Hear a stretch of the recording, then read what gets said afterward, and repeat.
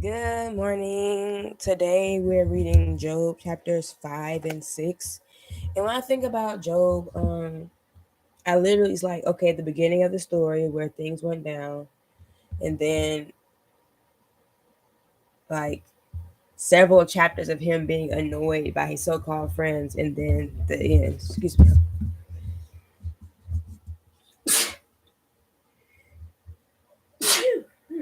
Excuse me. So like in those like chapters where he's being annoyed, I'm like I'm reading, but I'm not reading. 'Cause I'm like, okay, well, I know where this is going. Like, they're wrong, he's right. Job is still a good guy. They just don't know it, and they're being, um, annoying. But somebody commented on one of my videos and said that Job can also be considered a book of wisdom. So I'm gonna try to really focus in and look for the wisdom that's being spoken, during these chapters of agitation. So before we get into that, I'm gonna read what I wrote about yesterday's reading. Yesterday I read Psalm chapter 6 through 8. And I said Psalm has to be one of the most relatable books of the Bible. It's mostly the works of an imperfect man crying out to God. That should be all of us on the regular. Whether you're dealing with the consequences of your sin, coming up against enemies, feeling weak, experiencing fear, whatever, there's a psalm for it that you can use as your own prayer. It's no coincidence that those little New Testament Bibles just have to include Psalm and Proverbs, which does actually end with an S, Proverbs. I'm definitely not for getting rid of the Old Testament. I just understand why those books are kept in it. They're go-tos for daily use. Psalm a day, proverb a day, very helpful. All right, now getting into Job chapter 5, it reads, Call now if there be any that will answer thee, and to which of the saints wilt thou turn? For wrath killeth the foolish man, and envy slayeth the silly one. I have seen the foolish taking root, but suddenly I cursed his habitation. His children are far from safety, and they are crushed in the gate, neither is there any to deliver them. Whose harvest the hungry eateth up, and taketh even out of the thorns, and the robber swalloweth up their substance. Although affliction cometh not forth of the dust, neither doth trouble spring out of the ground. Yet man is born unto trouble, as the sparks fly upward. I would seek unto God, and unto God would I commit my cause, which doeth great things, and unsearchable, marvelous things without number.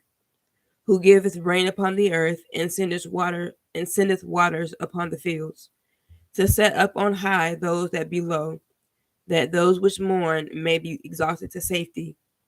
He disappointeth the devices of the crafty, so that their hands cannot perform their enterprise. He taketh the wise in their own craftiness, and the counsel of the froward is carried headlong. They meet with darkness in the daytime, and grope in the noonday as in the night. But he saveth the poor from the sword, from their mouth, and from the hand of the mighty. So the poor hath hope, and iniquity stoppeth her mouth. Behold, happy is the man whom God correcteth. Therefore despise not thou the chastening of the Almighty. For he maketh sore, and bindeth up. He woundeth, and his hands make whole. He shall deliver thee in 6 troubles. Yea, in seven there shall no evil touch thee. In famine he shall redeem thee from death, and in war from the power of the sword. Thou shalt be hid from the scourge of the tongue, neither shalt thou be afraid of destruction when it cometh. At destruction and famine thou shalt laugh, neither shalt thou be afraid of the beasts of the earth. For thou shalt be in league with the stones of the field, and the beasts of the field shall be at peace with thee.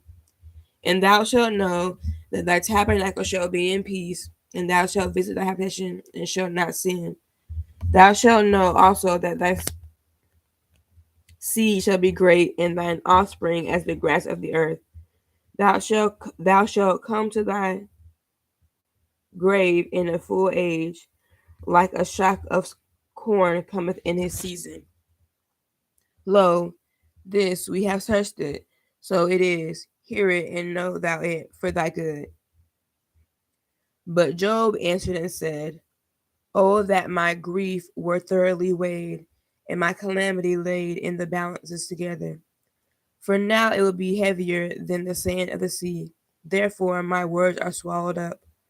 For the arrows of the Almighty are within me, the poison whereof drinketh up my spirit. The terrors of God do set themselves in array against me. Doth the wild ass bray when he hath grass, or loweth the ox over his fodder? Can that which is can that which is unsavory be eaten without salt? Or is there any taste in the white of an egg? The things that my soul refused to touch are as my sorrowful meat. Oh, that I might have my request, and that God would grant me the thing that I long for, even that it would please God to destroy me, that he would let loose his hand and cut me off. Then should I yet have comfort, yea, I would harden myself in sorrow, let him not spare, for I have not concealed the words of the Holy One. What is my strength that I should hope? And what is mine end that I should prolong my life? Is my strength the strength of stones, or is my flesh of brass? Is not my help in me, and is wisdom driven quite from me? To him that is afflicted, pity should be shown from his friend, but he forsaketh the fear of the Almighty. My brethren have dealt deceitfully as a brook, and as the stream of brooks they pass away, which are blackish by reason of the ice, and wherein the snow is hid. What time they wax warm, they vanish. When it is hot, they are consumed out of their place. The paths of their way are turned aside. They go to nothing and perish. The troops of Timnah looked. The companies of Sheba waited for them. They were confounded because they had hoped. They came thither and were ashamed. For now ye are nothing. Ye see my casting down and are afraid.